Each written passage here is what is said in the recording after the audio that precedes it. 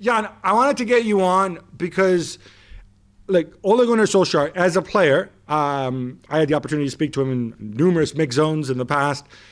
He was always very polite, came across as very media trained, didn't say much without saying anything, very professional.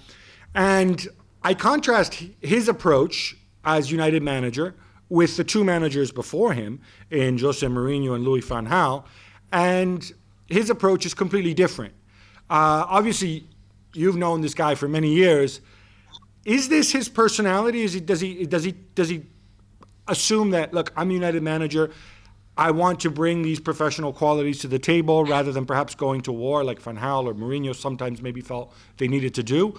Or is this his personality towards the outside world? Well, I think first of all, it's about a lot about his personality. He's a polite guy who has not like all other Norwegians like myself. We're always there for an opinion and all that kind of thing. But I think that sometimes it's very underestimated who you come after. I think that at this time, Manchester United needed that kind of manager after Van Gaal, after Mourinho. They needed that kind of personality of their manager. They wanted to get the Manchester United DNA 100% clear. And I think never underestimate that he feels safety from inside. Ed Woodward will support him. The Glazers will support him. He has always also the support from Sir Alex Ferguson. So he doesn't have to do much of playing, gaming in the media because he's quite secure of the mandate he has as a Manchester United manager, and that's good enough for him. And then if he is called a PE teacher, he doesn't care. He wants to do a job for Manchester United. He got the Manchester DNA, and he wants to symbolize that. Now, I think that's a really, really key point. I think we in the media sometimes forget because obviously he started off really well, then things went really badly. Now the reality is, if they get a point against Burnley, they'll go into the big clash at the weekend against Liverpool. Top of the table, like legit top of the table, not joint top, but number one in the table, which I think is pretty remarkable because I don't know how long it's been, but it certainly feels like it's been a very long time. But at the same time, though, this internal support, if you were a cynic, you say, well, or if things started going badly again, people would say, well, no, we need a manager who beats his head on the table because the Glazers don't like spending money and so on. And, is he concerned that he be seen as a yes man, or does he not concern himself with those things? But I think that people don't care about yes man or no man. Is it a winning man or losing man? As you're saying, Ole Gunnar knows that the only thing that can stop his critics is to win titles. That's all about Manchester United. Losing 4 semi-finals in a row is not good for him. It's not good for Manchester United. When Sir Alex Ferguson was the manager there, he said a year that we are second is a failed season.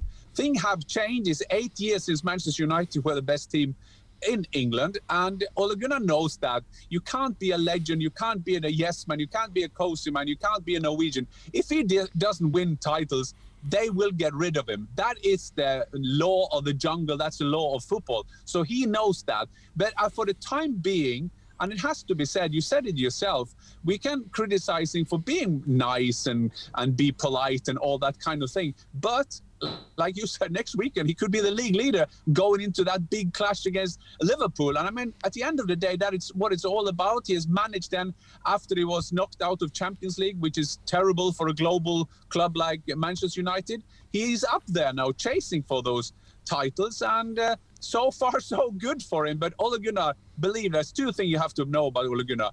Ole Gunnar can be tough when it has to, and he is the first one who knows if he doesn't win titles, he will be in Kristiansund in Norway eating bacalao, which is the speciality of that town in Norway. Do you think, though, that there's a lack of recognition maybe for the work that he's doing? I know you feel like this. Does he feel like this as well? Does he feel that he doesn't get enough credit for where United are right now?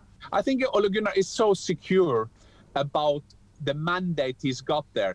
Look, he put in... At the beginning, I think Ole Gunnar too much talked about a Beckham cross or a Roy Keane fighter, a Nicky Butt fighter, and all those kind of things. You've seen that he's taking that away from his communication more now the last time. But he hasn't lost that Manchester United DNA that he wants to get in. We just read a report that he had Roy Keane in talking to the kids, Ryan Giggs. He took down Fletcher, all about getting that Manchester United DNA. So that is his mandate. Do I think that he cares about what they say about in the media? As everybody else, he would like to be praised more than he likes to be criticized. But I must say, I've been there, but one of his good games, I've been there when they're losing.